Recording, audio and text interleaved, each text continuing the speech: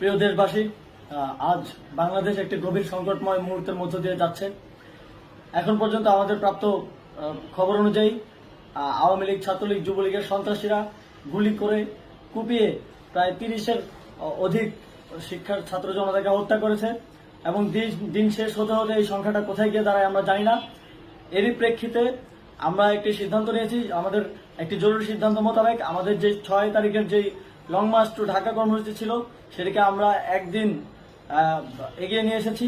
অর্থাৎ আগামীকাল 5ই অগস্ট সারা দেশের মুক্তিকামী জনতাকে ঢাকার উদ্দেশ্যে রওনা হওয়ার জন্য আমরা আহ্বান জানাচ্ছি।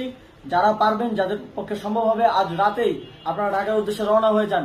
আমরা আগামীকাল সারা দেশের মুক্তিকামী জনতাকে ঢাকায় আসার আহ্বান জানাচ্ছি।